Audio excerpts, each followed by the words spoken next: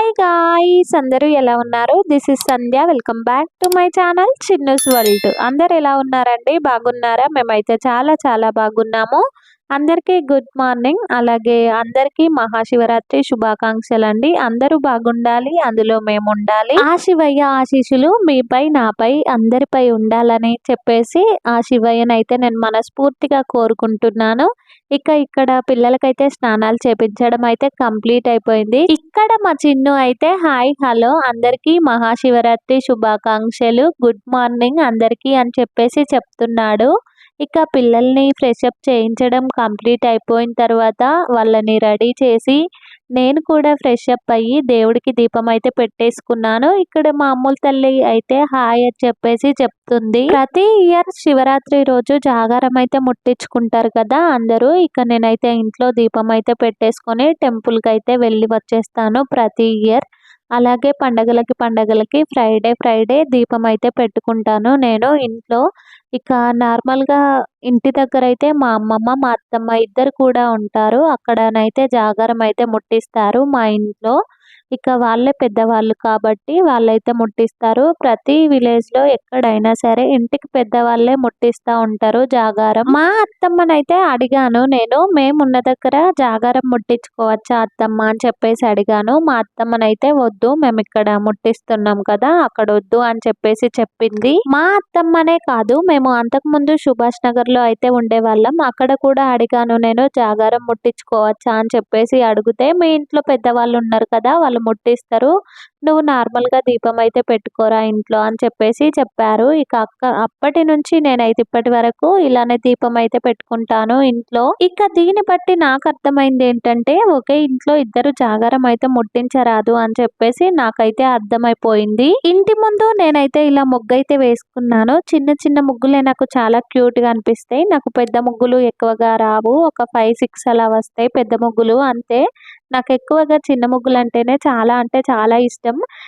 మా అమ్ముల తల్లి ఉన్న మా చిన్ను ఎప్పుడెప్పుడు చెరిపేద్దామా, ఎప్పుడెప్పుడు ఆడదామా దాని దగ్గరికి వెళ్ళి అని చెప్పేసి చూస్తున్నారు. మార్నింగే టెంపుల్ కి అయితే వెళ్దాము అని చెప్పేసి అనుకున్నాము, కానీ అస్సలు వీలు కాలేదు. మా ఆయన హోటల్ కి అయితే వెళ్ళారు. చాలా బిజీ ఉండే ఆ రోజు. మా ఆయన ఈవినింగ్ టైంలో అయితే వచ్చారు ఇంటికి.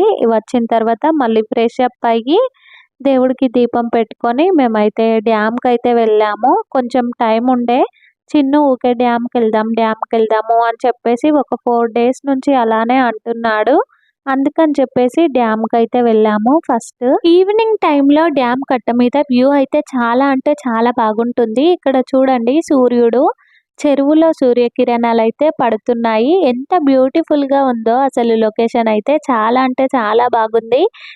బోటింగ్ చేసే వాళ్ళు కూడా చేయొచ్చు. మనం మనీ పే చేసి బోటింగ్ కూడా చేయొచ్చు మనకి నచ్చితే. ఇది ఒక టూరిస్ట్ ప్లేస్ అని కూడా చెప్పుకోవచ్చు. ఈవినింగ్ టైంలో అయితే ఇక్కడికి చాలా మంది వస్తూ ఉంటారు, వెళ్తూ ఉంటారు. అలాగే వాకింగ్ చేసే వాళ్ళు కూడా చాలా మంది వస్తూ ఉంటారు, వెళ్తూ ఉంటారు. నేను డ్యామ్ కు వెళ్ళిన ప్రతిసారి బోటింగ్ చేయాలి అని చెప్పేసి చాలా సార్లు అనిపిస్తా ఉంటది నాకు.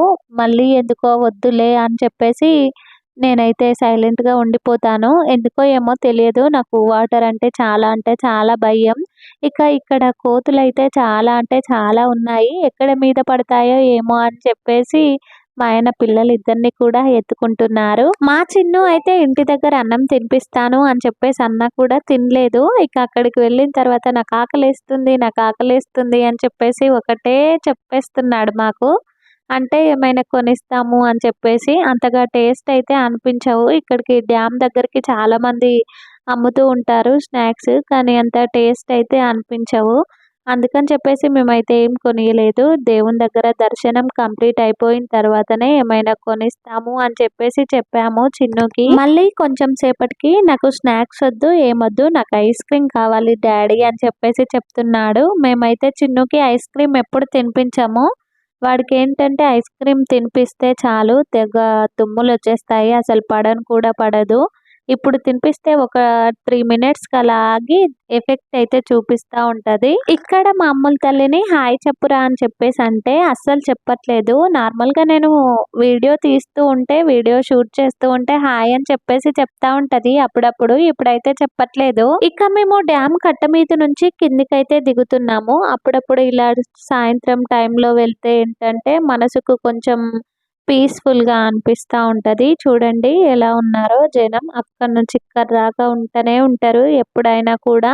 ఇక ఈవినింగ్ టైంలో ఇంకా ఎక్కువుంటారు. వెదర్ అంతా కూల్‌గా ఉంటుంది కాబట్టి చాలామంది వస్తూ ఉంటారు, వెళ్తూ ఉంటారు. బర్త్‌డే పార్టీస్ కూడా సెలబ్రేట్ చేసుకుంటారు ఇక్కడ. అలాగే ఫోటో షూట్స్ కూడా జరుగుతూ ఉంటాయి. డ్యామ్ కట్ట మీద నుంచి మేమైతే కిందికైతే వెళ్తున్నాము. ఇక టెంపుల్‌కి వెళ్ళి దేవుడిని దర్శనం చేసుకొని ఇంటికి వెళ్దాము అని చెప్పేసి డ్యామ్ కట్ట మీదకెళ్ళైతే కిందికైతే దిగుతున్నాము. ఇక మేము వెళ్ళిన టెంపుల్ వచ్చేసి కరీంనగర్‌లో ఉన్న శివాలయం టెంపుల్‌కైతే వెళ్ళాము. ఇక్కడికి వెళ్ళడం అయితే ఇదే ఫస్ట్ టైము. శివరాత్రి రోజైతే చాలా అంటే చాలా రష్ ఉంటది. ఏ శివాలయంలోనైనా సరే. ఇక్కడికి లోపలికి మేము ఎంట్రీ అవ్వగానే ఇక్కడ కొబ్బరికాయలైతే అమ్ముతున్నారు దేవుడికి సంబంధించినవి. ఇక్కడ కొబ్బరికాయ, గోగు పువ్వు అలాగే దేవుడికి పాలాభిషేకం చేయడానికి పాలు, కొన్ని ఫ్లవర్స్ అయితే తీసుకున్నాము మేము.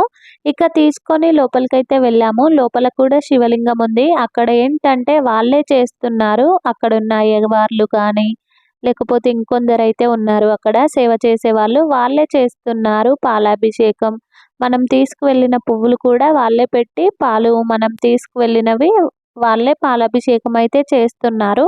ఇక బయట కూడా ఒక శివలింగం అయితే ఉంది. ఇక్కడ మన చేతులతోనే మనం స్వయంగా చేసుకోవచ్చు శివయ్యకు. అందుకని చెప్పేసి లోపల చేయకుండా మేమైతే ఇలా ఇక్కడ పెట్టిన శివలింగానికైతే పాలాభిషేకం చేసుకొని మేము తీసుకువెళ్ళిన పండ్లు, పువ్వులన్నీ కూడా పెట్టేసి మంచిగా దేవుడిని దర్శనం చేసుకొని వచ్చేసాము. దేవునికి పాలాభిషేకం చేసే కన్నా ముందు లోపల ఇంకో శివలింగం ఉంది అని చెప్పేసి అన్నాను కదా. అక్కడ దేవునికి మంచిగా కొబ్బరికాయ మొక్కుకొని దేవుడిని మొక్కుకొని మళ్ళీ బయటికైతే వచ్చేసాము. బయటికి వచ్చిన తర్వాత ఇక్కడ వేరే వాళ్ళైతే ఉన్నారు కొబ్బరికాయ కొట్టడానికి అక్కడనే. ఇక కొబ్బరికాయ కొట్టిన తర్వాత మళ్ళీ ఇక్కడికి వచ్చి శివలింగానికి పాలాభిషేకం అయితే చేసాము. మన చేతులతో చేసిందైతే మనకు అది వేరే హ్యాపీనెస్ అనిపిస్తది. మన చేతులతోనే చేసుకున్నది. అందుకని చెప్పేసి ఇక్కడ బయట చాలా మంది చేస్తున్నారు. ఇక వాళ్ళతో పాటు నేను కూడా చేసేసుకున్నాను పాలాభిషేకం దేవునికి. శివరాత్రి అంటేనే శివుణ్ణి పూజించుకునే పండగ. పొద్దునైతే టెంపుల్స్‌కి వెళ్ళేసి వస్తూ ఉంటారు. ఇంట్లో దీపం పెట్టుకొని టెంపుల్స్‌కి వెళ్ళి వచ్చి మళ్ళీ నైట్ టైంలో మళ్ళీ ఫ్రెష్ అప్ అయ్యి మంచిగా దేవుడికి పువ్వులు పెట్టి మంచిగా బొట్టు పెట్టి దేవుణ్ణి మంచిగా అలంకరించుకొని కంకులు అలాగే శనగలు, కందగడ్డ దేవుడికి ఇష్టమైనవన్నీ కూడా పెడతారు. గోగు పువ్వు, అంగుర్లు, ఫ్రూట్స్ అన్నీ కూడా మంచిగా దేవునికి నైవేద్యంగా పెట్టి దీపం ముట్టించి ఆ రోజైతే నైట్ అంతా కూడా నిద్రపోకుండా ఉంటారు.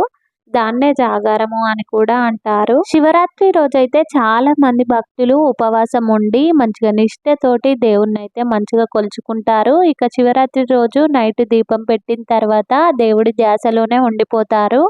నైట్ అంతా కూడా నిద్రపోరు. దాన్నే జాగారము అని చెప్పేసి అంటూ ఉంటారు చాలామంది మన పెద్దవాళ్ళు. కానీ ఇప్పుడు అలా ఉంటున్నారో లేదో తెలియదు కానీ మన నానమ్మల కాలంలోనైతే వాళ్ళైతే ఉండేవాళ్ళంట. మా నానమ్మనైతే ఊకే చెప్పేది దేవుడికి దీపం పెట్టిన తర్వాత ఒక్కసారి కూడా పడుకోవద్దు తెల్లవారే వరకి. ఇలానే మెలకువతోని ఉండాలి. దేవుడి ధ్యాసలోనే ఉండిపోవాలి అని చెప్తూ ఉండే. ఇక నేనైతే టెంపుల్‌కి వెళ్ళడం వీలవుతుందో, వీలు కాదో అని చెప్పేసి అనుకున్నాను. ఎందుకంటే మా ఆయన వస్తేనే టెంపుల్‌కి వెళ్దాము అని చెప్పేసి అనుకున్నాను. మా ఆయనకైతే కొంచెం ఫ్రీ టైమ్ అయితే దొరికింది నైట్ టైంలో. ఇక నాకు అదే చాలా హ్యాపీ అనిపించింది. మంచిగా వెళ్ళేసి దేవుడిని దర్శనం చేసుకొని వచ్చేసాము. ఇక ఇవాళటి వ్లాగ్ వచ్చేసి ఇంతేనన్నమాట. ఎవరైనా కొత్తగా మన ఛానల్‌ని చూసే వాళ్ళైతే మన ఛానల్‌ని సబ్స్క్రైబ్ చేసుకోండి, లైక్ చేయండి, షేర్ చేయండి, కామెంట్ కూడా చేయండి. పక్కనున్న బెల్ ఐకాన్‌ని క్లిక్ చేయండి. నేను పెట్టే ప్రతి ఒక్క వీడియో మీకు నోటిఫికేషన్ రూపంలో అయితే వచ్చేస్తుంది. Bye bye.